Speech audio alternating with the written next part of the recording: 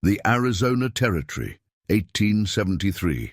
Margaret Holloway stood at the edge of her family's homestead, her slender frame as rigid as the distant mountains. 27 winters had passed without a single embrace, her heart long frozen by rejection. They called her Stone Margaret in town, the woman whose own family wouldn't touch her. The betrayal that stole her place among kin had left scars deeper than the canyon walls. That night, as bitter winds swept through the arroyo, Margaret's legs finally gave way beneath her.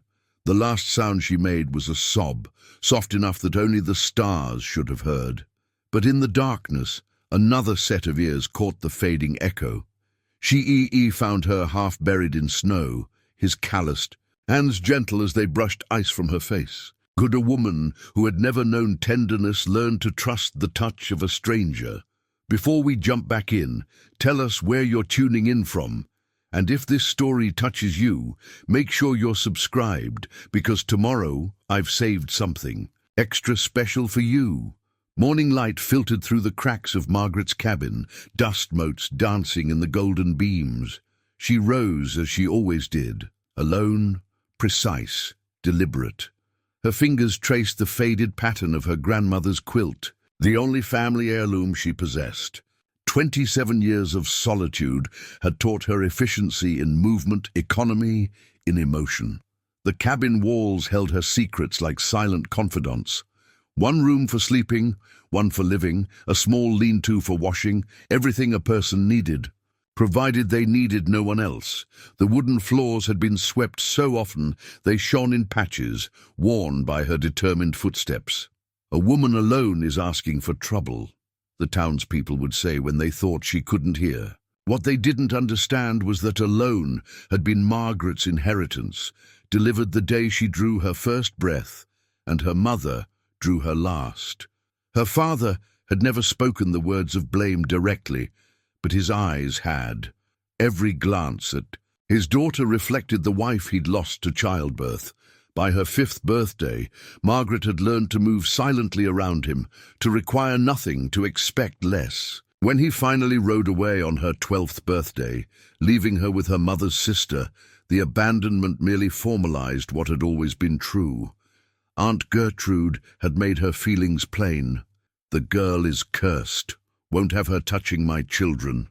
Margaret learned to live at the edges of the household, working for her keep, avoiding contact.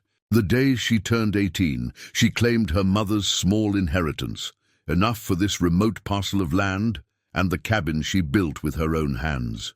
Standing at her small mirror, Margaret brushed her hair with methodical strokes. At 27, she remained handsome in a severe way.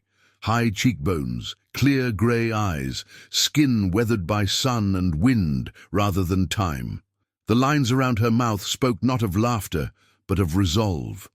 Her daily ledger sat open on the table, each day's accomplishments, listed in neat columns. The town of Bitter Springs lay 10 miles south, far enough that visits could be limited to once a month for supplies. Today wasn't that day, but her pantry had grown sparse after the early winter storms. Margaret pulled on her coat, wrapping a wool scarf around her neck. The leather journal, her most private possession, she tucked into her inner pocket, a habit born of having no one to safeguard her things in her absence. Outside, the December air bit at her cheeks. The mountains to the north were already capped with snow, the sky the particular sharp blue that preceded true winter. Margaret hitched her mare to the small wagon, checking the animal's hooves for ice. The journey to town would take most of the day, there and back. "We'll be quick about it," she told the horse, her voice rusty from disuse. The mare's ears flicked back at the sound, perhaps the only creature accustomed to Margaret's voice. The road wound through stands of pine and juniper, alongside a dry arroyo that would run fierce with snowmelt come spring. For now, it lay as empty as the rest of the landscape. As Margaret drove, she allowed herself to remember the sound of her mother's voice. A memory not her own, but constructed from stories, rarely shared. A voice they said had been melodious, kind. Sometimes in dreams, Margaret felt arms around her, holding her close. She always woke from such dreams with damp cheeks, the phantom sensation of touch lingering like a cruel joke. The townspeople's name for her, Stone Margaret, had reached her ears years ago. She had accepted it as her due, wrapping the coldness around herself like armor. Better to be stone than to be nothing at all. What she didn't know, couldn't know, was how the day's simple errand would shatter the careful isolation of 27 winters, and how a stranger's touch would begin to thaw what even she believed had frozen beyond recovery. She moved through the winter landscape like a shadow among shadows. The snow had come early this year, driving the deer down from higher elevations. His people needed meat to last the cold moons, and he had volunteered for the solitary hunt. He touched the small medicine pouch hanging at his chest, feeling the sacred items within: a hawk feather, a smooth river stone, fragments of cedar. The pouch had been his father's and his grandfather's before him, passed down through generations of healers. Among his people, Shíí'ĩ was respected for his hunting skills, but held somewhat apart for his healing gifts and solitary nature. He who embraces, they had named him at his birth ceremony, watching how the infant had reached for his mother with open arms. The name had become an irony as the years passed. Now, at 32 winters, Shíí'ĩ lived at the edge of the tribal encampment, his lodge set slightly apart. Not rejected, never that, but different. The women brought him food sometimes, the children sought his stories, the men valued his counsel, but all understood his need for solitude. Shíí'ĩ paused, kneeling to study tracks in the fresh snow. A doe had passed recently, heading toward the arroyo. He adjusted the bough across his back and moved forward, his moccasins making little sound against the frozen ground. The sky above had grown heavy with promise of more snow, the light already fading though afternoon had barely begun. The land changed as he approached settler territory. Here the natural harmony felt disturbed, trees cut without prayer or purpose, the earth scraped bare in places. His people had warned against venturing this close to the settlers' boundaries, but the hunting had been poor, closer to their winter camp. The white eyes see all in day as enemies, his uncle had cautioned. They do not distinguish between bands or intentions. Yet Shíí'ĩ had developed a curiosity about the settlers, not the loud, angry ones from the town, but the scattered, few who lived in isolation, working the land with their own hands. Sometimes, from a distance, he observed one particular homestead where a woman lived alone.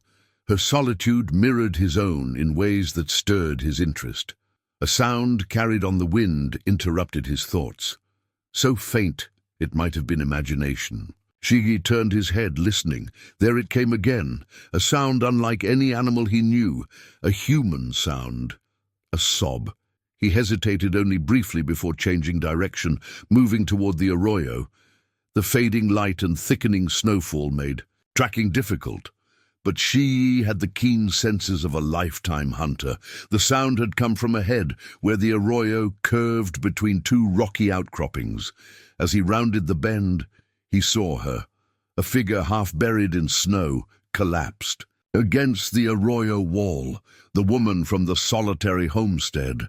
Her wagon stood nearby, one wheel broken, the horse nowhere to be seen. Shíí'ĩ approached cautiously, alert for others who might be with her, though his instincts told him she was alone. Up close, he could see her face was pale beneath its windburn, her lips tinged blue with cold. She did not respond as he knelt beside her. He reached out, brushing snow from her face with calloused fingers. Her skin felt like ice. Without hesitation, Shíí'ĩ unwrapped his own blanket from his shoulders and draped it over her still form. The cold immediately bit into him, but he barely noticed as he checked for signs of life. A shallow breath, a faint pulse at her throat. She lived, but would not for long in this cold. Shíí'ĩ glanced at the darkening sky, then back at the woman's face. The decision was already made. He could not leave her to die, though helping her might bring danger to them both. With careful, movements. He gathered her into his arms, surprised at how light she felt despite her tall frame. As he lifted her, her eyelids fluttered momentarily. Grey eyes, clouded with confusion and fear, met his. Her lips parted as if to speak, but no sound emerged before unconsciousness reclaimed her. Shíí'į adjusted his precious burden and began walking toward the cave he knew lay not far upstream, a place hidden from settler paths where he could build fire and decide what must be done next. The cave mouth appeared as little more than a shadow against the darkening cliff face. Shíí'ĩ ducked inside, Margaret still cradled in his arms. The space widened after the narrow entrance, revealing a chamber where he had sheltered before during hunting expeditions. Old ashes marked a fire pit at the center. Gently, he laid Margaret on a relatively flat section of stone. Her breathing remained shallow, her skin dangerously cold. Shíí'ĩ worked quickly, gathering the dried branches he had stored during previous visits and arranging them in the fire pit. From his pouch, he extracted flint and steel, striking sparks until the tinder caught. As flames grew, their golden light revealed Margaret's face more clearly. The severe lines of her features had softened in unconsciousness, making her appear younger, vulnerable. Frost clung to her eyelashes and the tendrils of dark hair that had escaped her bonnet. Shíí'ĩ removed his weathered blanket from her shoulders. Though threadbare in places, it had served him through many winters. Now he spread it close to the fire to warm before returning it to her. He checked her hands and feet for signs of frostbite, rubbing them gently to restore circulation. Her eyes flew open at his touch. Terror replaced confusion as she jerked away, pressing herself against the cave wall. "Who?" Her voice cracked. "What are you?" Shíí'ĩ moved back, giving her space, palms raised to show he meant no harm. "You fell in snow." His English came slowly, learned from trading posts and cautious observation. "I bring you here, safe from storm." Margaret's gaze darted around the cave, assessing her situation with growing panic. "My wagon, my horse gone, wagon broken." She gestured toward the cave entrance, where snow now fell in. Ernest carried on howling wind. "Storm bad, not safe." Margaret drew her knees to her chest, creating distance between them. Her eyes never left him, watching every movement with the wariness of a cornered animal. The firelight caught the glint of something metal at her waist, a small knife perhaps. Shíí'ĩ nodded toward it. "You keep. Feel safe." He moved to the opposite side of the fire, giving her as much space as the cave allowed. For long moments, only the crackling fire broke the silence. Outside, the storm intensified, nature building a temporary wall between them and the world beyond. Slowly, comprehension dawned in Margaret's eyes. "You saved me." It wasn't quite a question, nor "You fully acceptance." Shíí'ĩ nodded once. He reached for his water skin, offering it to her by placing it on the ground between them. After a hesitation, Margaret stretched forward to take it, careful to avoid any contact with his fingers. She drank cautiously at first, then deeply as her body recognized its desperate thirst. Water spilled down her chin in her eagerness, and she wiped it away with a sleeve, self-consciousness briefly overcoming fear. "Thank you," she said finally, her voice steadier. Shíí'ĩ accepted the water skin back, again careful to avoid touching her. He understood her fear. To the settlers, his people were savages, dangerous, and this woman he had observed enough to know she kept herself apart even from her own kind. He retrieved his blanket, now warmed by the fire, and held it out to her. "You take, cold still in your bones." Margaret stared at the offered blanket, conflict evident in her expression. To accept meant trusting, depending on another, perhaps for the first time in her life. "You need it too," she said finally. Shíí'ĩ shook his head. "I have fire. You need more." A gust of wind howled through the cave entrance, causing the flames to dance wildly. Margaret shivered involuntarily, her body making the decision her mind resisted. She reached for the blanket, pulling it around her shoulders with unsteady hands.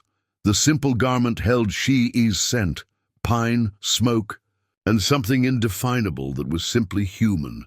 Margaret closed her eyes briefly, overwhelmed by this most basic form of connection, of one person's warmth transferring to another. "The storm," she said after another long silence. "How long will it last?" Shíí'į studied the cave entrance, listening to the wind's voice. "Until morning, maybe longer." He looked back at her, reading the anxiety in her posture.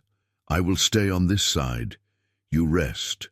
No harm will come." Margaret nodded slightly, the barest acknowledgement of the fragile trust forming between them, as delicate and necessary as the flame that held back the freezing night. Night deepened. Margaret drifted in and out of uneasy sleep, each awakening bringing momentary confusion before memory returned. The Apache remained on his side of the fire, sometimes adding branches, sometimes sitting motionless, eyes half closed but alert.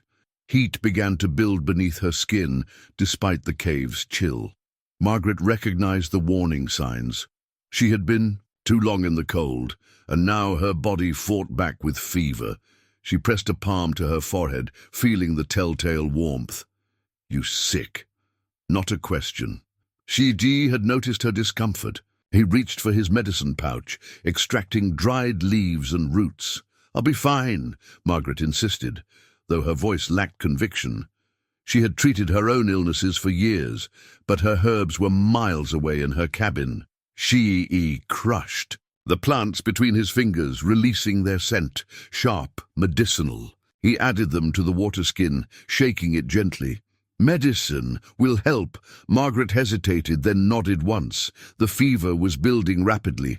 She watched as he approached cautiously, offering the water skin at arm's length. The mixture tasted bitter, but she drank it all, driven by some instinct that recognized healing when offered. "What is it?" she asked, returning the container. "Willow bark. Desert sage." Shíí'ĩ retreated to his side of the fire. From his pack, he removed a small wooden flute, worn smooth by handling. "I know willow bark," Margaret said, surprising herself by continuing the conversation. "I grow herbs myself, for remedies." Interest flickered in Shíí'ĩ's eyes. "You know plants that heal." "My mother was a healer, they say. I taught myself from books, from watching." She trailed off, unwilling to admit she had sometimes secretly observed tribal women gathering plants. The fever intensified. Margaret lay back, feeling sweat beading on her forehead despite the cave's chill. The fire blurred before her eyes, sparks seeming to float and dance. Shíí'ĩ began to play the flute, a melody that ebbed and flowed like water over stone. "My mother," she whispered, the fever loosening words long held tight. "They say I killed her by being born."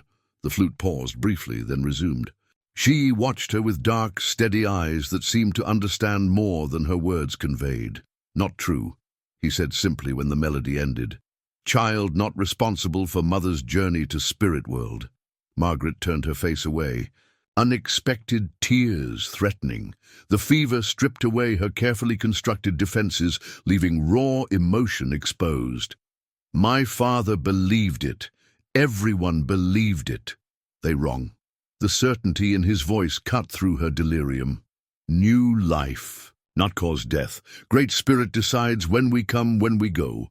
The fever carried Margaret into half-waking dreams. She spoke of her childhood, fragments of memory surfacing like debris after a flood. Her father's silent rage, her aunt's coldness, learning to live without touch or tenderness. Through her fevered recollections, the flute played on, sometimes haunting, sometimes soothing. Shíí'ĩ added more medicine to the water, supporting her head as she drank. In her delirium, she didn't flinch from the contact. "Cold," she murmured, though her skin burned. "Always cold." Shíí'ĩ hesitated, then spoke softly. "Among my people we say illness brings truth from the heart. The body speaks what lips cannot." "What truth?" Margaret's eyes fluttered open, feverishly bright. "That no one meant to be alone. Not how Creator made us." He lifted the flute again. "This song is for healing body, also spirit. The melody that emerged spoke of dawn after darkness, of spring following winter's grip. Margaret found herself breathing in rhythm with the notes, her racing heart slowing to match their cadence. "What do you call it?" she asked when the song ended.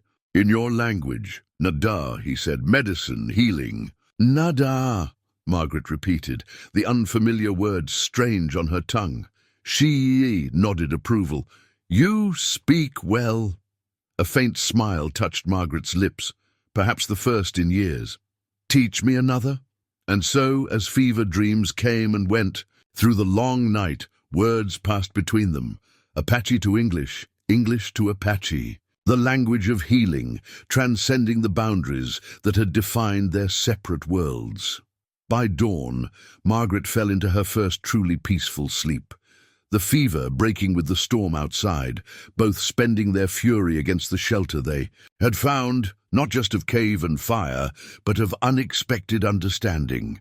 Morning light filtered through the cave entrance, bringing with it a stillness that spoke of the storm's passing. Margaret awakened slowly, her mind cataloguing sensations, the rough stone beneath her, the dying embers of the fire, the absence of fever's heat, and the sound of movement, quiet but present. She opened her eyes to find Shíí'ĩ crouched near the cave entrance, looking outward at the transformed landscape. Snow blanketed everything, pristine and blinding in the dawn light. "The storm has passed," she said, her voice stronger than it had been the night before. Shíí'ĩ turned, studying her face. "Fever also," he observed with quiet satisfaction. "You are stronger today." Margaret sat up carefully, taking inventory of her body's condition. Weakness remained, but the dangerous heat had dissipated. Her hair had come loose during the night, falling in tangled waves around her shoulders. With a self-consciousness she thought she'd long abandoned, she attempted to smooth it back. Shíí'ĩ watched her efforts, then reached into his pack and produced a hand-carved wooden comb. "For you," he said, placing it on the ground between them, respecting the invisible boundary she maintained.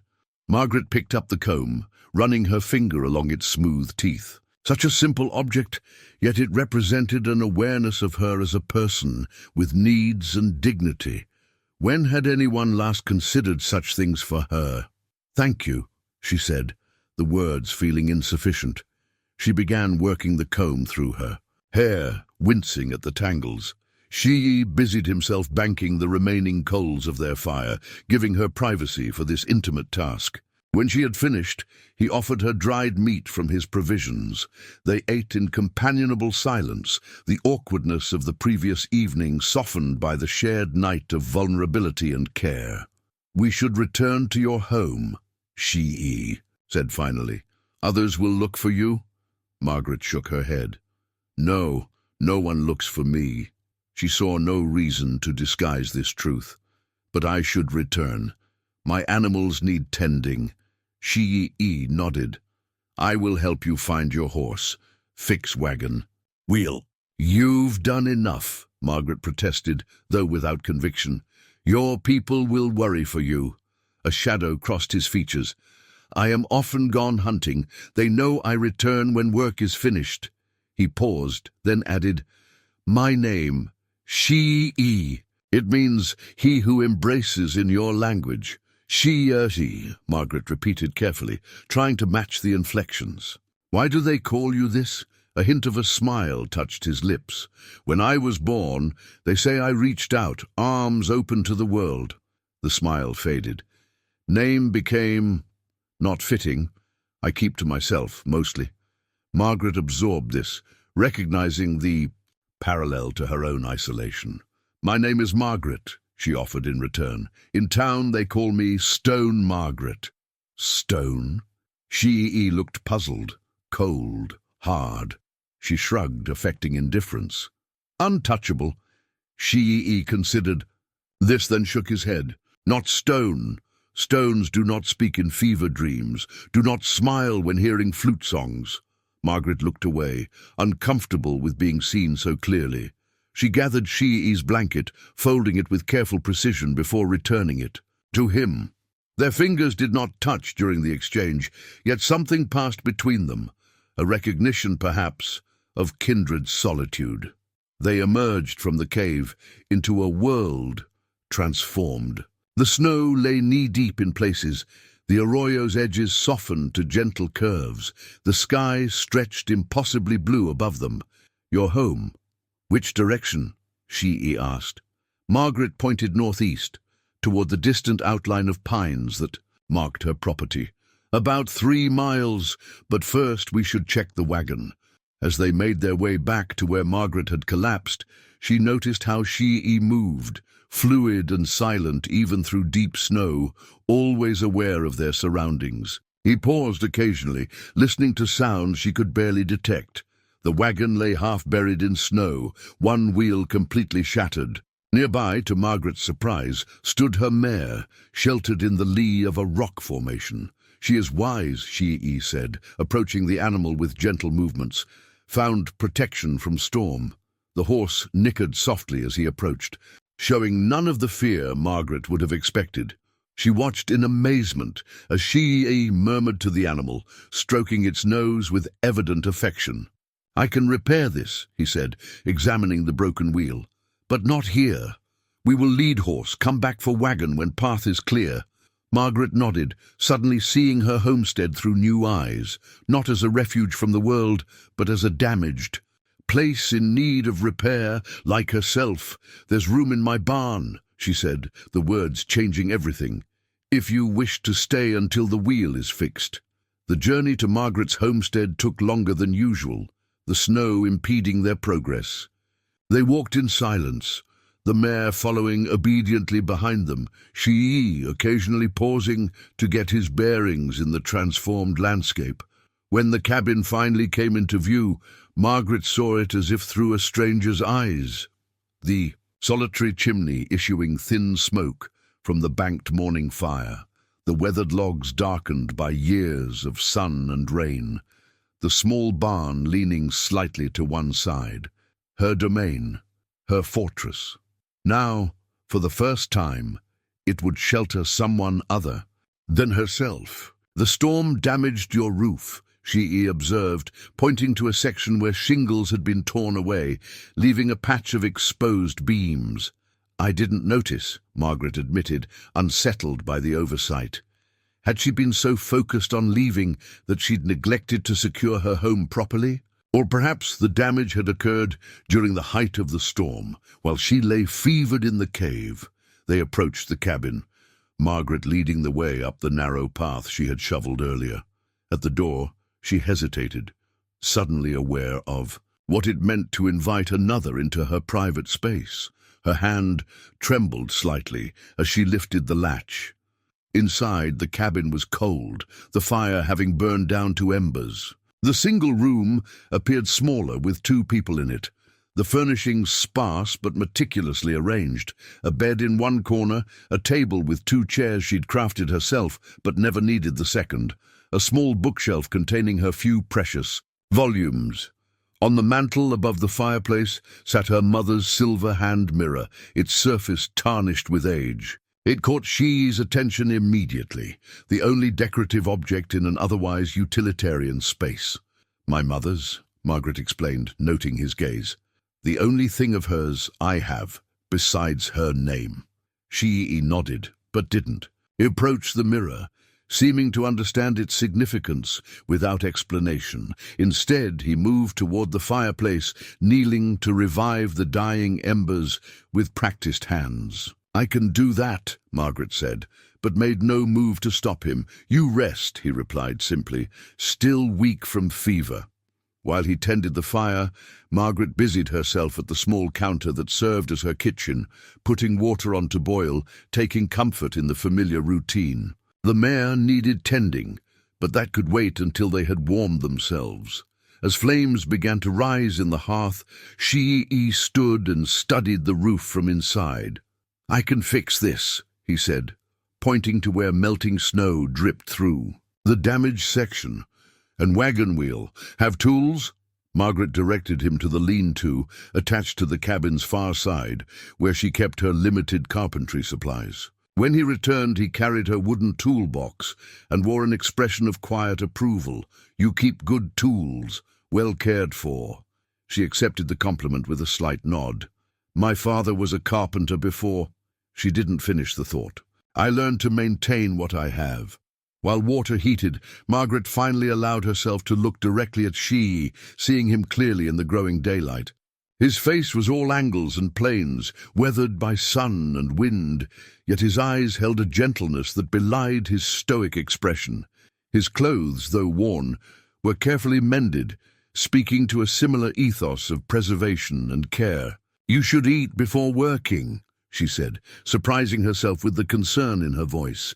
As they shared a simple meal of cornbread and dried venison from Margaret's stores, a knock at the door froze them both mid-motion. Margaret couldn't recall the last time anyone had knocked on her door. Rising cautiously, she opened it to find Tobias Fletcher, her nearest neighbor from 2 miles east, standing on her threshold. His eyes widened at the sight of her disheveled appearance, then nearly bulged as he peered past her to see Shíí'į seated at her table. "Mrs. Holloway," he stammered, using the formal address she'd maintained despite never marrying. "We saw your chimney smoke, but not you in town yesterday. Thought to check if the storm—" His voice trailed off, his gaze fixed on Shíí'ĩ. "As you can see, Mr. Fletcher, I'm quite well," Margaret replied, her voice taking on the cold edge her neighbors would recognize. "My wagon broke down. This man helped me." "Helped you?" Fletcher repeated, disbelief evident in his tone. "Well, I'll just let folks know you're alive." His emphasis carried clear implications. "Thank you for your concern," Margaret said evenly. Beginning to close the door, Fletcher leaned closer, lowering his voice. "You know what they'll say in town? A woman alone with a—" "Good day, Mr. Fletcher," Margaret interrupted, shutting the door firmly in his face. She turned back to find Shíí'ĩ watching her, his expression unreadable. "He will tell others," he said simply. Margaret returned to the table, hands steady as she poured tea into 2 cups. "Let him. They've talked about me for years. What's one more story?" But as she spoke, she knew something had fundamentally changed. The boundaries of her isolation had been breached, for better or worse. 3 days passed in an unexpected rhythm of shared work and cautious conversation. Shíí'ĩ repaired the roof with efficient precision, his knowledge of construction. Surprising Margaret. When she commented on his skill, he explained that his people had learned to build in many styles, adapting techniques from settlers when useful. The wagon wheel proved more challenging. They would need supplies from town, a metal rim at minimum. Margaret postponed the journey as long as possible, but their dwindling supplies finally forced her hand. "I'll go tomorrow," she announced over their evening meal. "Alone," she added. When Shíí'ĩ looked up, "It would be safer." He nodded, understanding without explanation. "I will continue work here." That night, Margaret lay awake on her bed, listening to Shíí'į's quiet breathing from his bedroll near the fireplace. The propriety of their arrangement wouldn't matter to the townspeople. His presence in her home, regardless of circumstance, would confirm their worst assumptions about Stone Margaret and her peculiar ways. Morning brought clear skies and crisp air. Margaret dressed with special care, securing her hair tightly and choosing her plainest, most severe dress. "Armor of a sort. I should return by midday," she told Shíí'ĩ as she prepared to leave. "If not—" She hesitated, uncertain how to express concern for someone else after so many years of solitude. "I will be here," he assured her, the simple statement carrying unexpected weight. The ride to Bitter Springs took longer than usual, the snow-covered road requiring careful navigation. As Margaret approached the town's outskirts, she felt eyes tracking her progress from windows and doorways. Word had traveled fast, as she'd known it would. At the general store, the usual murmur of conversation died as she entered. Mrs. Whitaker, the owner's wife, exchanged meaningful glances with Mrs. Peterson beside the dry goods shelf. Margaret squared her shoulders and approached the counter where Mr. Whitaker waited, his expression deliberately neutral. "Mrs. Holloway," he greeted her. Glad to see you survived the storm. Thank you, Mr. Whitaker. I need supplies. She handed him her list, deliberately omitting the wagon parts. Though she would request from the blacksmith, as Whitaker gathered her items, the whispers resumed, just loud enough for her to hear. Living with a savage. Always knew there was something unnatural about her.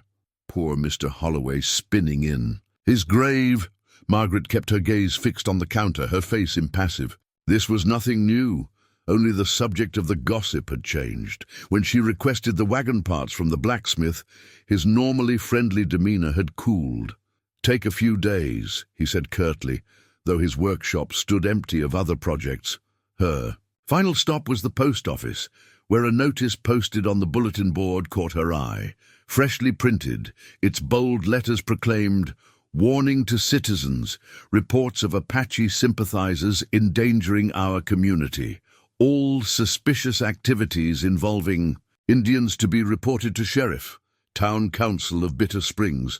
Margaret felt eyes on her back as she read the notice. The timing was no coincidence. As she loaded her purchases onto her horse, Sheriff Davis approached, thumbs hooked in his belt near his pistol. "Mrs. Holloway," he said, his voice carrying to the small crowd that had gathered to watch. "Heard you've got yourself some unusual company." "I wasn't aware my private affairs were the sheriff's concern," Margaret replied, securing a flour sack to her saddle. "When they involve savages, they become everyone's concern."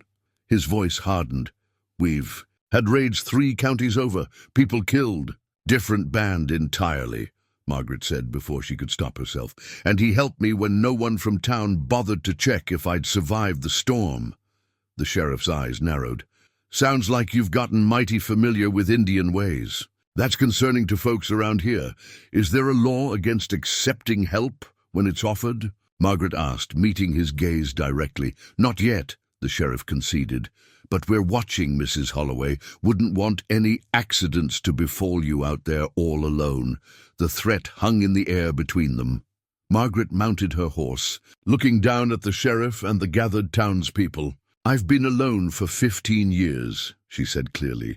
"Your concern comes rather late." She rode out of town at a deliberate pace, refusing to show haste despite the urge to flee.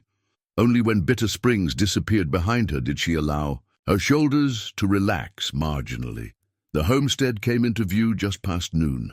Margaret slowed her approach, struck by the transformation that had occurred in her absence. The lean of the barn had been corrected, the woodpile neatly restacked, the path cleared of snow and lined with stones. Shíí'į emerged from the barn at the sound of her approach. Something in her expression must have revealed her distress, for his welcoming nod shifted to concern. "They know," she said simply as she dismounted. Shíí'į nodded once. "Yes, was expected." He moved to help with her packages, and for the first time, Margaret didn't flinch when his hand brushed hers in the exchange. Evening descended with a copper glow across the snow-covered landscape. Inside the cabin, Margaret and Shíí'į sat on opposite sides of the fireplace, the events of the day settling between them like autumn leaves. "They will not make the wagon parts," Shíí'į stated, reading the truth in Margaret's tight expression. "Not quickly," she confirmed. "The blacksmith said it would take days." He was lying. Shíí'ĩ nodded, unsurprised. "I can try another way to fix the wheel. Not as strong, but it will hold." Margaret studied him across the fire's glow. In just days, his presence had shifted from intrusion to comfort. The cabin no longer echoed with emptiness. "Why do you stay?" she asked abruptly. "You've repaid any debt. They'll make trouble for you, for us both." Instead of answering directly, Shíí'ĩ reached into his pack and withdrew a smooth, flat stone marked with ancient symbols. He held it in his palm, firelight dancing across its surface. "My people tell stories with these," he explained. "Pictograph. Stones. They hold memory longer than words." He traced one of the symbols with his finger. "This one tells of changing woman who teaches us to transform with the seasons to find renewal." He offered the stone to Margaret. After a moment's hesitation, she accepted it, feeling its weight and warmth. "My grandmother had stories too," she said softly. "Before she died, when I was very small, about spirits in the forest who helped lost children find their way home. A memory long buried, surfacing now like a stone worked loose from riverbed. Not so different our stories, Shíí'į observed. Perhaps not. Margaret returned the stone, careful that their fingers didn't touch, the habit of distance still strong despite recent thaws. But your people have each other to share them. To remember together? Not always. Shíí'ì's voice took on a distant quality. My wife died, bringing our son into the world. The boy followed her 3 days later. The revelation hung in the air between them.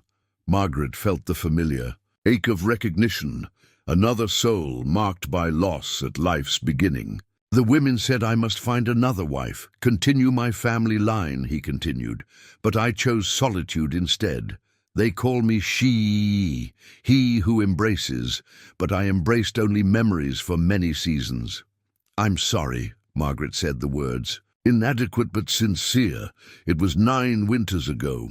Shíí'ì placed the pictograph stone back in his pack. Now I tell you why I stay. I recognize in you what I know in myself, the stone wall built against pain. But walls keep out good things too. Margaret looked away, uncomfortable with being so clearly seen. My father never spoke of my mother, except to say I had her eyes, as if that were my only value, carrying a piece of her. What was her name? Shíí'ì asked. Elizabeth. Margaret realized she rarely spoke the name aloud. She kept journals. My father burned them after she died. Why? Grief makes people do cruel things. Margaret stared into the fire. Or perhaps he blamed me so completely he couldn't bear to keep anything that reminded him of how she died.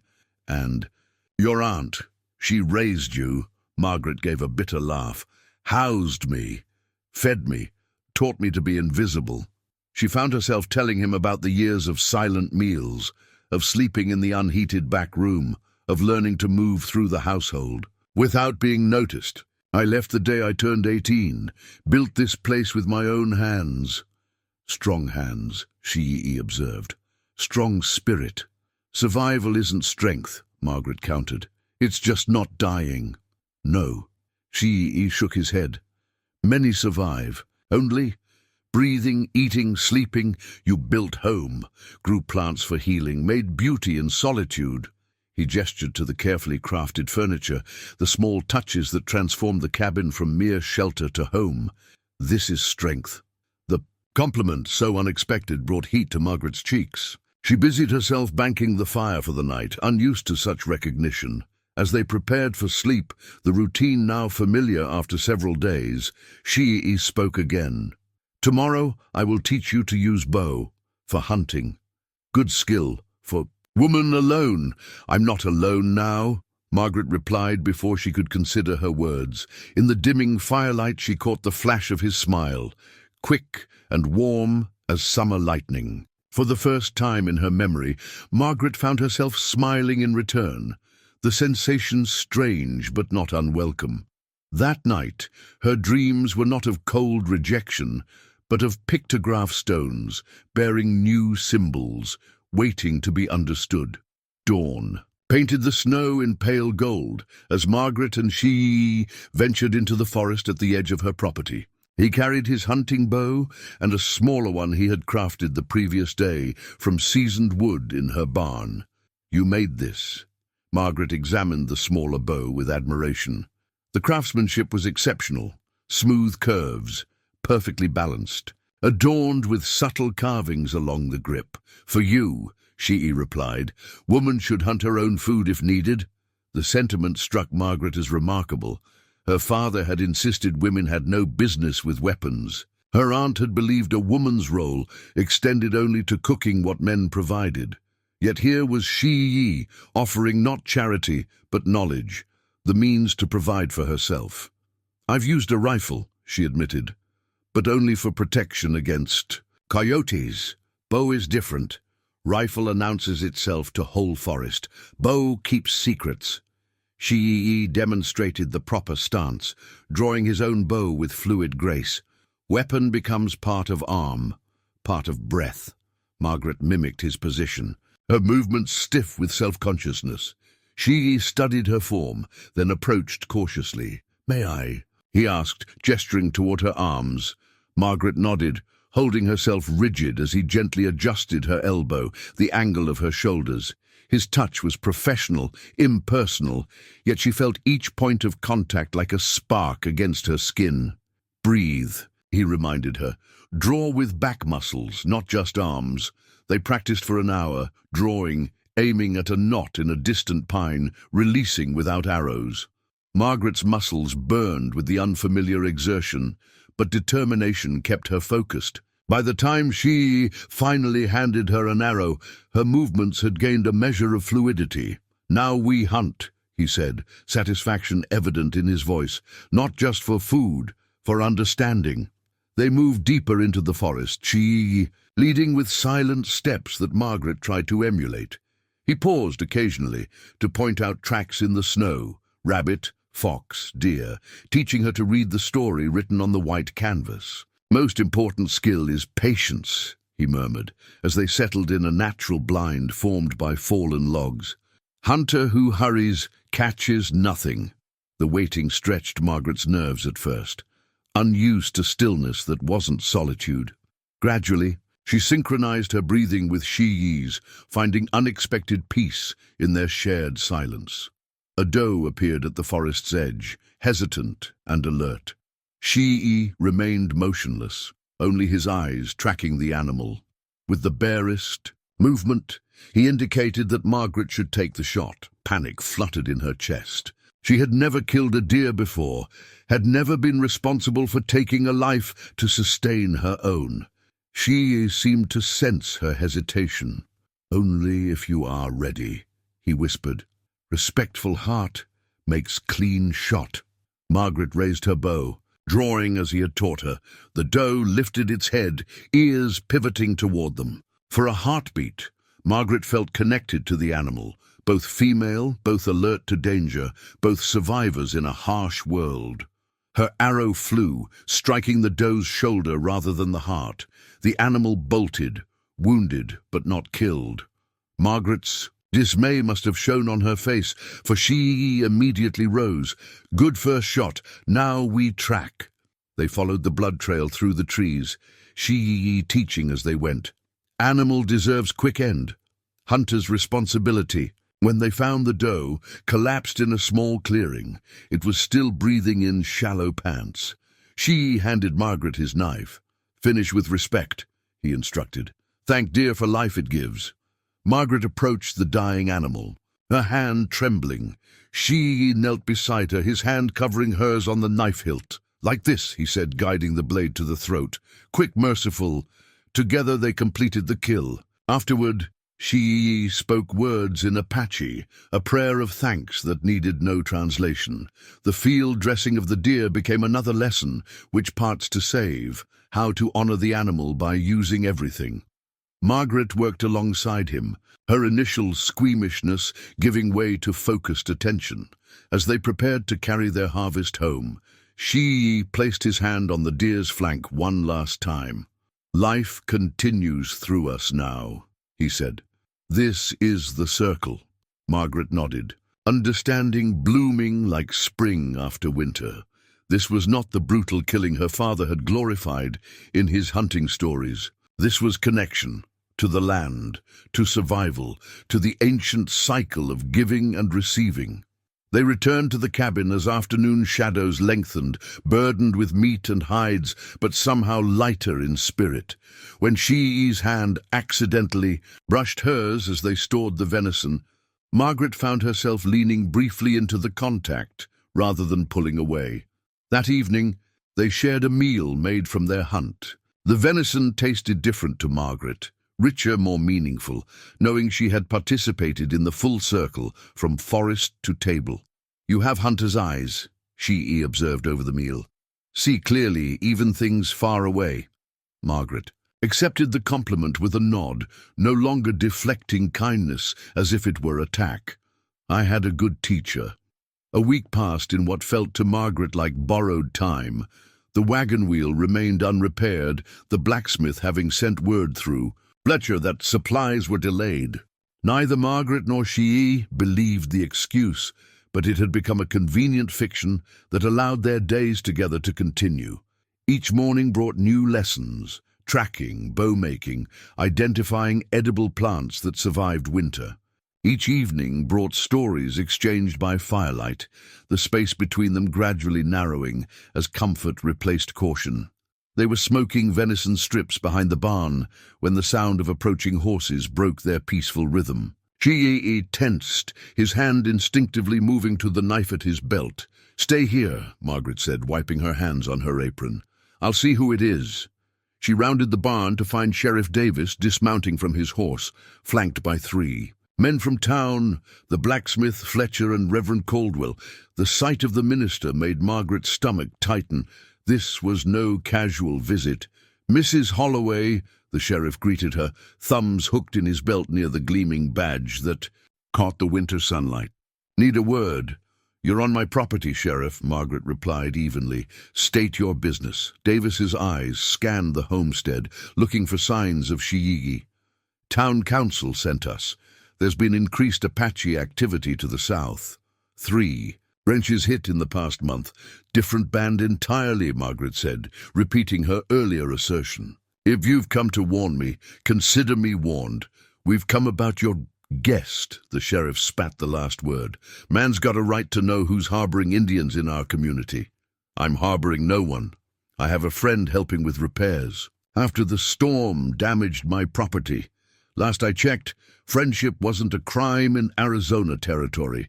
Reverend Caldwell stepped forward, his expression a practiced mask of concern. "Margaret, dear, we worry for your soul. A woman alone with a savage, it isn't proper, it isn't Christian." "Neither is leaving someone to die in a blizzard," Margaret countered, anger heating her words. "Where was Christian charity when I lay half-frozen in an arroyo?" "Now see here," Fletcher interjected, "nobody knew you were in trouble." "And if they had?" Margaret challenged. "Would any of you have risked yourselves as he did?" The men exchanged uncomfortable glances, their silence answer enough. "We didn't come to argue," the sheriff said finally. "We came to give fair warning. Apache stays here, there'll be consequences." "What consequences?" Margaret's voice remained steady despite her racing heart. The blacksmith cleared his throat. "Town councils voted. No business with Indian sympathizers. No trading, no services." "You're cutting me off? After 15 years? For your own good?" Reverend Caldwell insisted. "The Lord guides us to protect our own, even from themselves." Margaret laughed, a sharp sound without humor. "I've never been one of your own, Reverend. Not since I was blamed for my mother's death before I could even speak." The minister had the grace to look discomfited. "The past is past, Margaret, but your future, your very soul, is at stake. My soul is my concern." Margaret straightened her spine, years of carefully contained anger finding voice at last. "As is my home and who I welcome in it." The sheriff's hand moved to rest on his pistol, a casual gesture loaded with threat. "There's talk of Apache raids increasing. Terrible thing when settlers get caught in the crossfire." The implication hung in the air like gun smoke. Margaret felt cold fury replace fear. "Is that a threat, Sheriff?" "Just stating facts, ma'am. Times being what they are." From behind the barn, Shíí'ĩ emerged, his approach silent until he stood at Margaret's side. The sheriff's hand tightened on his pistol, the other men tensing visibly. "This man saved my life," Margaret said clearly, gesturing to Shíí'ĩ. "While you all stayed warm in town. He's repaired my roof, helped me hunt, and shown more decency than I've seen in 15 years at Bitter Springs." Shíí'ĩ remained silent, his presence dignified despite the hostile stares. "You've got 2 days, the sheriff said, addressing Shíí'ĩ directly for the first time.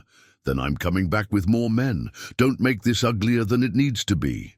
"This is my property," Margaret insisted. "You have no right."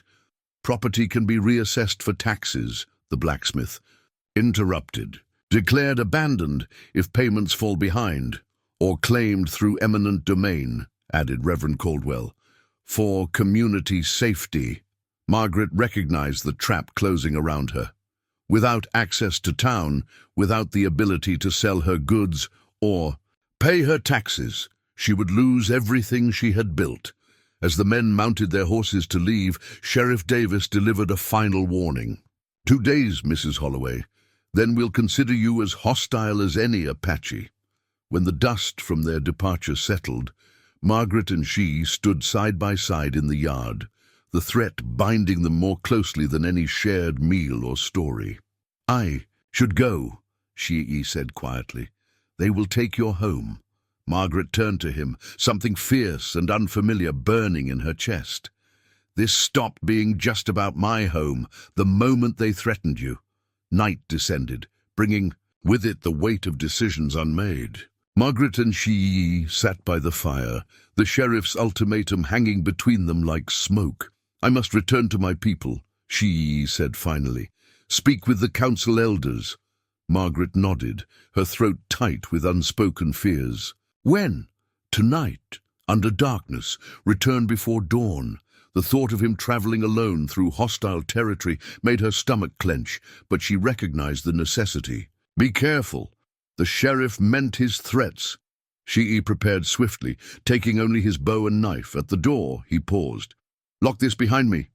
After he disappeared into the darkness, Margaret secured the door and placed her father's old rifle within easy reach.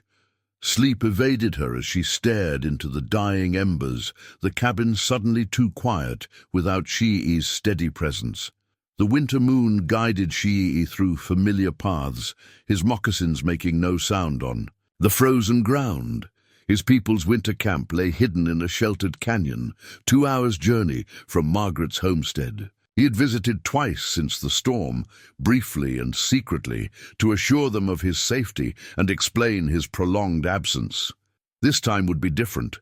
This time he would address the council. Guards recognized him at the canyon entrance, nodding. Silent greetings. The camp was subdued in nighttime stillness, only a few fires still burning. Shíí'ĩ made his way to the central lodge where Shíí'ĩ, the eldest council member, resided. The old man was awake, as if expecting him.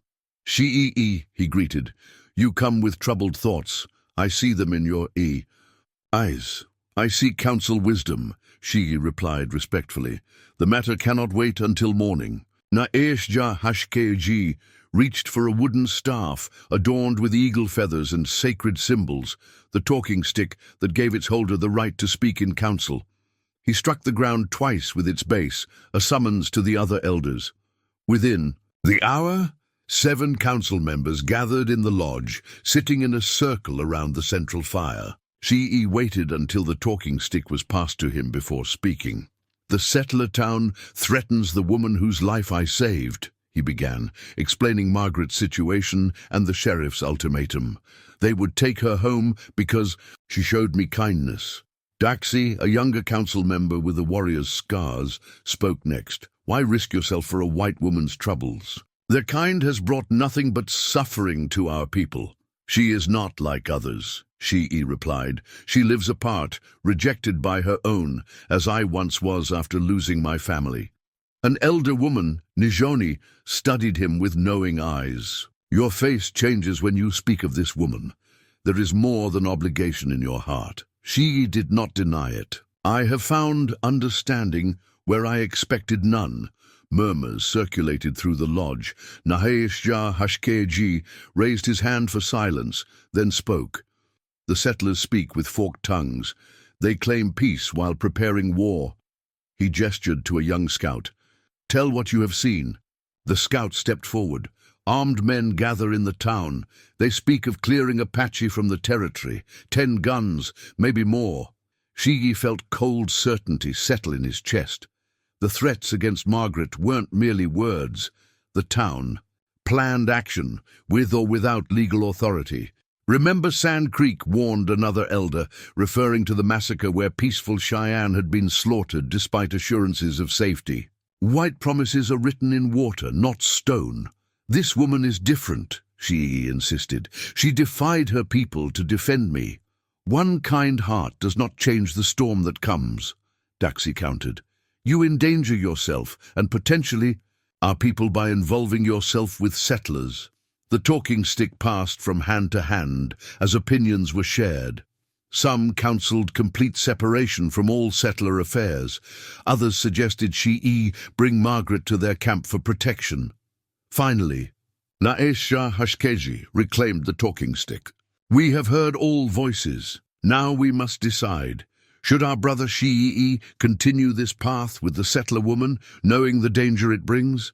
The elders fell silent, each considering their response. Shíí'ĩ waited, heart pounding, beneath his calm exterior. I have known Shíí'ĩ since he was born, Nijoni said finally. After he lost his wife and son, I feared his spirit had gone with them. Now I see life in his eyes again. She looked directly at him. The Creator does not make mistakes. Perhaps this unusual bond serves a purpose we cannot yet see. Shíí'ĩ nodded slowly. We will not forbid this path, but neither can we protect you both from its consequences. The council is divided. You must follow your own heart's wisdom. Shíí'ĩ accepted this with a respectful nod. It was neither full support nor rejection, a space to choose his own way, with full awareness of the risks. As he prepared to leave, several younger tribal members approached, curiosity evident in their expressions. Is she beautiful, this white woman? One young woman asked. Shíí'ĩ considered the question. Her beauty is like the desert in winter, stark, strong, surviving against all odds. Will you bring her to us? Asked another. If she wishes it, Shíí'ĩ replied. Her spirit is her own, as it should be. Dawn was approaching as he left the camp, his steps quicker on the return journey. The council had not forbidden his choice, but neither had they endorsed it. The path forward remained uncertain, fraught with danger from all sides.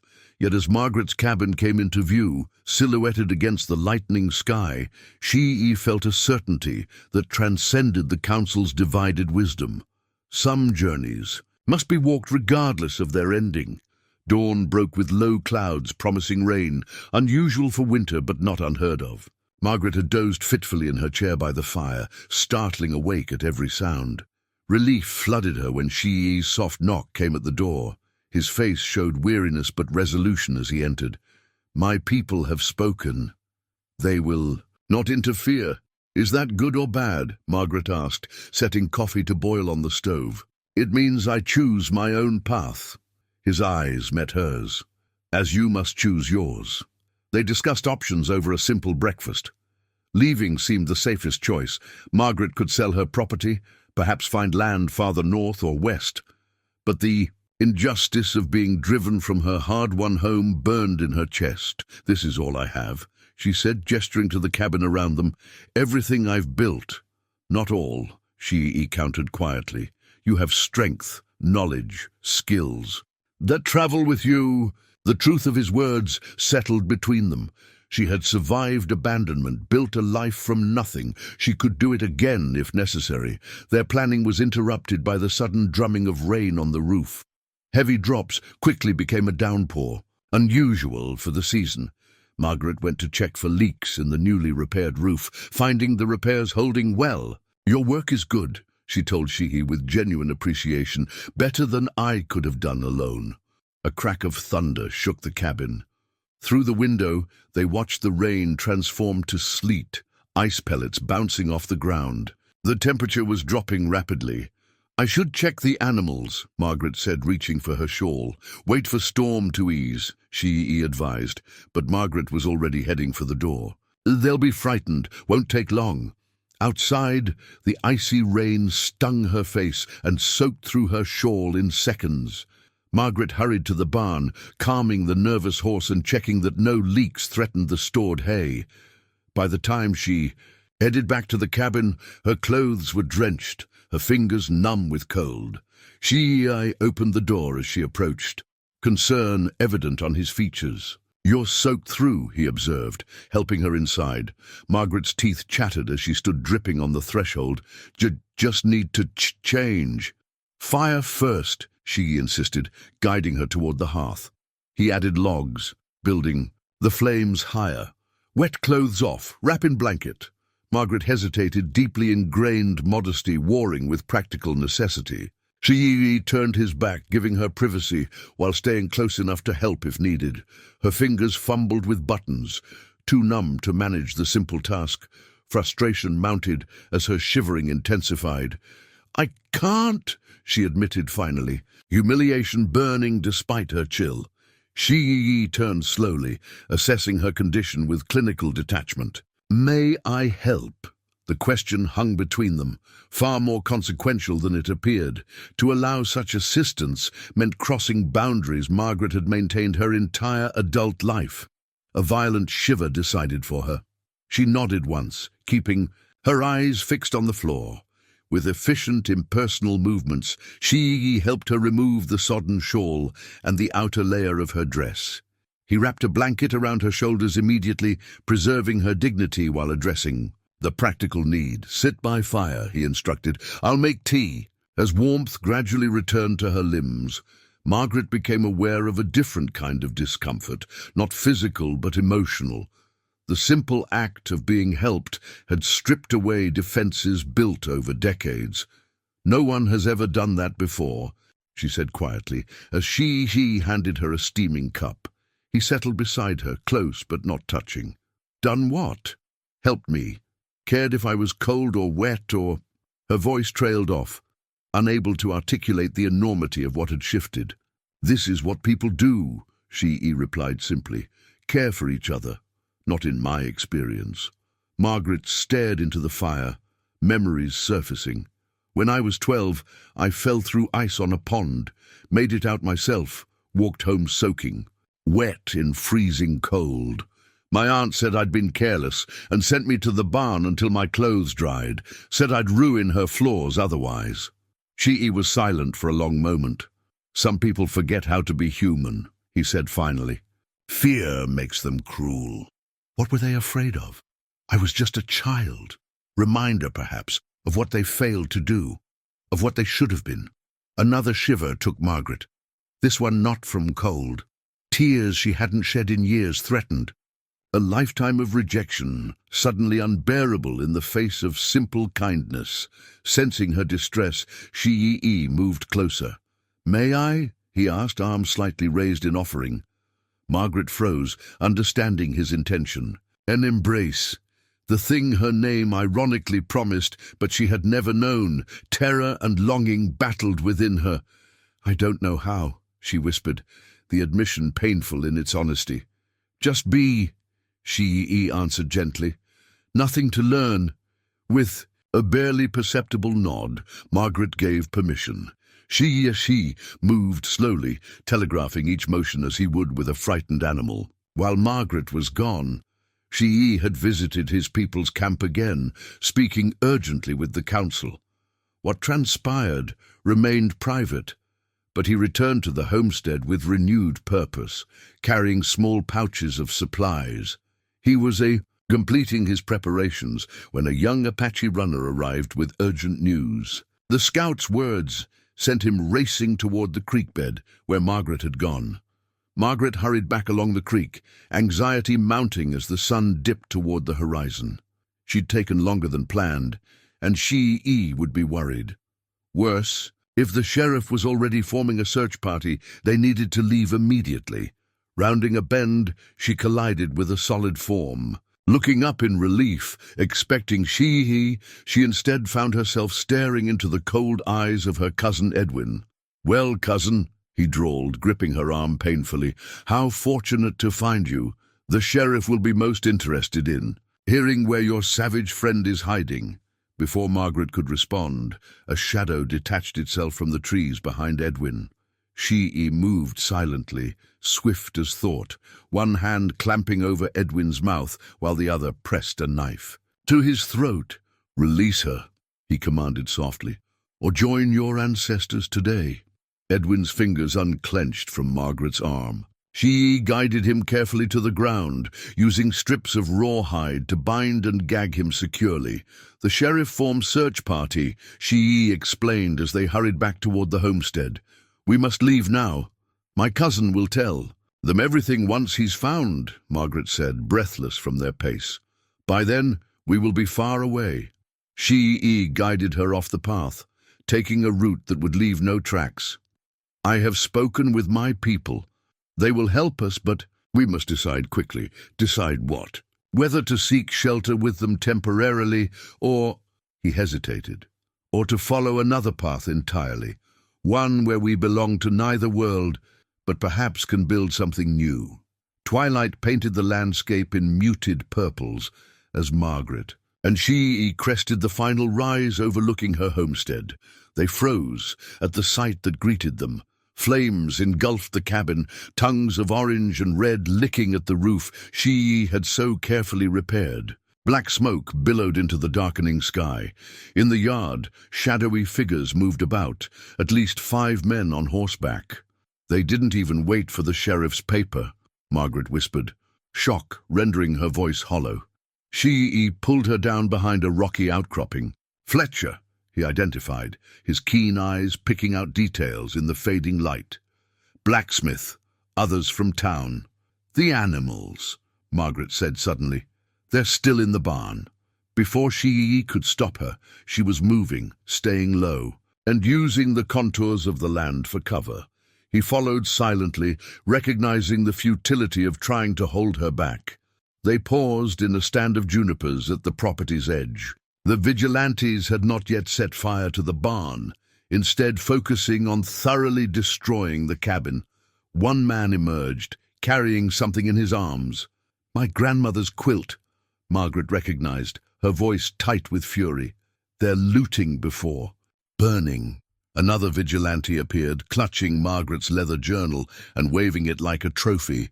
"Look what I found, boys. The crazy woman's diary. Bet there's all kinds of filth in here about her and that savage."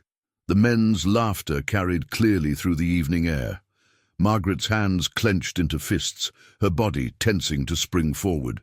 She held her back with a gentle but firm grip. "Wait," he whispered. 5 armed men. We need better way." As they watched, the barn door burst open and Margaret's mare bolted out, startling the vigilantes' horses. In the ensuing confusion, Fletcher dropped a lantern, igniting the hay at his feet. Flames spread rapidly, catching his trouser leg. "Roll!" shouted the blacksmith, but Fletcher panicked, running and feeding the flames. The vigilantes scrambled to help him, momentarily distracted. "Now!" Shíí'ĩ urged. "Around back of barn, save what we can." They circled behind the burning structures, avoiding the men's line of sight. The heat was intense, smoke stinging their eyes as they reached the barn's rear door. Inside, Margaret's few chickens fluttered in panic. They worked quickly to release them, then turned to what precious items might still be salvaged. She spotted Margaret's mother's silver mirror on a shelf and grabbed it, along with a small sack of seed corn, future food and planting stock. As they turned to leave, a burning rafter crashed down, blocking their exit. "This way," Margaret coughed, pulling Shíí'ĩ toward a side window. They had just cleared it when a tremendous crack of thunder split the air. The unusual winter rainstorm that had passed through the day before had circled back, dark clouds now releasing their burden directly overhead. Rain fell in sheets, the sudden downpour, both blessing and curse. It would help contain the fire, but the parched ground, unable to absorb the deluge, sent water coursing down the slopes toward the arroyo, which lay directly between them and their planned escape route. Flash flood, Shíí'ĩ recognized. Immediately, we must reach higher ground. They ran through the torrential rain, the vigilantes' shouts behind them fading in the storm's roar. The arroyo, dry for months, rapidly filled with churning brown water, cutting off their retreat. Trapped between fire and flood, they scrambled up the rocky hillside adjacent to the property. From this vantage, they watched as nature's dual forces transformed the landscape below. The rain doused the worst of the flames, but couldn't save the structures. The floodwaters carved new channels through the property, washing away the garden Margaret had tended for years. "Everything," she said softly. "Everything I built." She stood beside her, their shoulders touching. "Not everything," he corrected gently, showing her the mirror he'd rescued, her last connection to her mother. Lightning illuminated the valley, revealing the vigilantes retreating hastily toward town, driven away by the same storm that had trapped Margaret and Shíí'į. In that brief, brilliant moment, Margaret saw her homestead not as it had been, but as it was, broken, burned, yet somehow freed from its past. It was never truly mine, she realized aloud. I was just holding it for a while. Shíí'ĩ nodded, understanding. Land belongs to itself. We are just visitors. The waters continued to rise, the storm showing no signs of abating. They would be forced to spend the night on the hillside, unable to cross the flooded arroyo until morning. Under a shallow overhang that offered minimal shelter from the rain, they huddled together for warmth. Margaret no longer hesitated to accept. Shíí'ĩ's embrace no longer flinched at the contact that had once seemed so impossible. His arms represented safety now, not threat. I should feel destroyed, she murmured against his chest. Everything I owned, everything I was. Not everything you were, Shíí'ĩ corrected. Only what you had, what you are. His hand gently tilted her face up to meet his gaze. What you are remains unburned, unwashed away. In the darkness, with rain drumming around them and the étioux, remains of her past life smouldering below, Margaret felt an unexpected lightness. The structures that had defined and confined her, both physical and emotional, had been swept away in a single night. Tomorrow, she said, her voice steadier than she'd expected. Tomorrow we decide which path to take. Shíí'ĩ's arms tightened slightly around her. Tonight, we rest. Tomorrow comes soon enough. Dawn revealed the full extent of the transformation. Where Margaret's neat homestead had stood now, lay a landscape altered by both human malice and nature's power. The cabin was a blackened skeleton, the barn partially collapsed. The flood had carved new channels through her carefully tended garden, leaving nothing recognizable. Her mare had somehow survived, finding her way back to the remains of the barn. They caught her easily, the animal seeming almost relieved at their return. She can carry what little we have, Shíí'ĩ said, securing Margaret's mother's mirror and the few items they'd managed to salvage. As they prepared to leave, Margaret stood for a final moment overlooking what had been her home for 15 years. Strangely, she felt no desire to weep. The burning had been cruel, but the rain had washed away the ashes, leaving blank earth ready for whatever might come next. I should go, she said finally. Which way? Shíí'ĩ pointed west, toward the mountains where his people's winter camp lay hidden. First to my people. Rest, gather supplies, then decide longer journey. They traveled cautiously, alert for signs of pursuit, but the storm seemed to have discouraged the vigilantes. By midday, they entered a narrow canyon, its walls rising protectively. On either side, Margaret sensed rather than saw the watchers who tracked their progress, Apache scouts ensuring no strangers followed. A young brave appeared suddenly on the path ahead, exchanging rapid words with Shíí'ĩ. He cast curious glances at Margaret, but showed none of the hostility she had feared. All is prepared, Shíí'ĩ translated. The council expects us. The winter camp revealed itself gradually. Lodges positioned strategically among the rocks and trees, nearly invisible until they were almost upon them. Children paused in their play to stare at Margaret. Women looked up from their work with expressions ranging from curiosity to wariness. At the camp's center stood a large lodge, where several elders waited. Margaret recognized the sense of ceremony. In their formal postures, the gravity of this moment for both communities. An elderly woman stepped forward, her face deeply lined yet somehow ageless. She carried a beautifully woven blanket of mixed colors and patterns, unlike anything Margaret had seen in traditional Apache designs. This is Nijoni, Shíí'ĩ introduced, she who spoke for us in council. Nijoni studied Margaret intently, then nodded as if confirming something to herself. She extended the blanket toward Margaret with a few soft words. "A welcome gift," Shíí'į translated. She says it is a marriage blanket, made with both Apache patterns and designs she learned from a settler woman many seasons ago. Two traditions, becoming one. Margaret's eyes widened at the word marriage, her gaze darting to Shíí'ĩ. He met her look steadily, neither confirming nor denying the implication. Nijoni spoke again, longer this time, her weathered hands still holding the blanket between them. "She says the council has decided," Shíí'ĩ translated.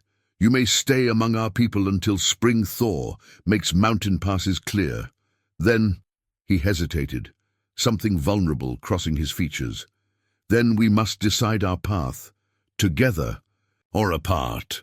Margaret reached for the blanket, accepting both the gift and what it represented, temporary sanctuary, but also acknowledgement of what was growing between her and Shíí'ĩ. As her fingers touched the woven fabric, Nijoni clasped Margaret's hands briefly in her own, the first touch from a woman Margaret could remember since childhood. The days that followed brought gradual integration into the rhythms of Apache life. Margaret's knowledge of herbs proved valuable, complementing the tribe's healing traditions. Women who had initially kept their distance began to include her in daily tasks, teaching her their language through shared work. She found herself exchanging knowledge rather than merely receiving it, showing them techniques for preserving certain plants, learning their methods for tanning hides and weaving baskets. The reciprocity felt like building something new from the ashes of her old life. One evening, a week after their arrival, the tribe gathered for storytelling. The eldest council member, Na'eshja Hashkeji, summoned Margaret and Shíí'ĩ to sit near the central fire, a position of honor. "He wishes to hear your story," Shíí'ĩ explained, "how you came to be Stone Woman and how that stone began to warm." Margaret hesitated, years of privacy and protection difficult to set aside. Then she felt Shíí'ĩ's hand close gently over hers, offering strength without demand. She began haltingly, then with increasing confidence, telling of her mother's death, her father's rejection, the years of isolation. As she spoke, she realized she was narrating not just to the Apache elders, but to herself, reframing her history not as a story of abandonment, but of survival and, ultimately, of unexpected connection. When she finished, silence held the gathering. For several heartbeats, then Na'eshja Hashkeji nodded slowly and spoke, his voice deep with age and wisdom. "He says," Shíí'ĩ translated, "that both our peoples have stories of great floods that washed away old worlds so new ones could begin. Perhaps this is such a time for you." Later, alone with Shíí'ĩ outside the lodge provided for their use, Margaret watched the stars emerging in the clear winter sky. "Your people have been kinder than I expected," she admitted, "than I deserved." "They see your heart," Shíí'ĩ replied simply, "not just your skin." "And you?" Margaret asked, finding courage in the darkness. "What do you see when you look at me now?" Shíí'ĩ turned to face her fully, his expression more open than she had yet witnessed. "I see someone learning to receive what was always her right, to be touched with kindness, to be held in belonging." 1 year later, spring blossoms dotted the mountainside in delicate splashes of color. Margaret knelt in the rich soil of her garden, a patchwork of traditional Apache medicinal plants interspersed with herbs she had brought from her old life. Corn sprouted in careful rows alongside squash and beans, planted in the companion method Nijoni had taught her. The small settlement that had grown around their cabin reflected the same blending of worlds. 3 Apache families and 2 settler. Couples had joined them over the past year, drawn by rumors of a place where both peoples coexisted without fear. Their homes formed a rough circle around a central gathering area, neither exactly a white settlement nor an Apache camp, but something new. Margaret sat back on her heels, wiping perspiration from her brow. At 28, she felt both older and younger than she had a year ago, her body stronger from physical work, her spirit lighter from casting off the burden of isolation. "The sage is flowering early," she observed as Shíí'į approached, carrying fresh water from the spring. "Good sign," he replied, setting down the bucket and crouching beside her. "Strong medicine this year." His hand found hers naturally, fingers intertwining with the easy familiarity that still sometimes surprised Margaret. After a lifetime without touch, she now found herself craving these simple connections, a hand on her shoulder, an embrace. At day's end, the comfort of another's warmth beside her through the night. They had married last autumn, in a ceremony that honored both traditions. Widow Jensen had made the journey from Bitter Springs to witness it, bringing news that the town had gradually lost its taste for persecution once the immediate target was gone. Edwin Holloway had tried to claim Margaret's land, but found it legally transferred to Mrs. Jensen, who had promptly donated it to the missionary couple who now used it as a way station for travelers. "Riders coming," Shíí'į said, his keen eyes catching movement on the valley approach. "Thomas and Sarah, I think." Margaret nodded. The young couple made regular trips between settlements, carrying mail and trading goods. More importantly, they brought information: which territories were safe for people like them, which towns welcomed trade with mixed settlements, which officials could be trusted. As they waited for the visitors, a small figure darted from between the cabins and launched herself at Shíí'ĩ. 6-year-old Lily, orphaned during a winter fever that had taken her parents, had been the settlement's first adoption. Initially fearful of everyone, she had gradually attached herself to Shíí'ĩ, following him like a shadow. "I finished." "My basket," she announced, proudly displaying her latest creation. "Good work, little one," Shíí'ĩ praised, examining the tight weave. "Soon you will make better baskets than Nijoni herself." "Not possible," the child giggled, knowing the elder woman's legendary skill. Margaret watched them with a familiar warmth expanding in her chest. Lily had been the first to teach her the simple joy of embracing another being without fear or reservation. The child's natural affection had helped heal something in both Margaret and Shíí'ĩ, showing them how to play again, how to laugh without restraint. When Thomas and Sarah arrived, they brought their usual assortment of news and supplies. But this time, they also carried a special delivery, a letter from Mrs. Jensen containing official papers. "The territorial governor has recognized your settlement," Thomas explained as they gathered in the central area. "You're now officially on the maps as Harmony Creek, not the name you chose, but better than being unnamed, means you have certain legal protections now." "And certain obligations, no doubt," Margaret remarked, scanning the documents. "Taxes, eventually," Sarah confirmed, "but also the right to petition for a school, maybe a proper clinic someday."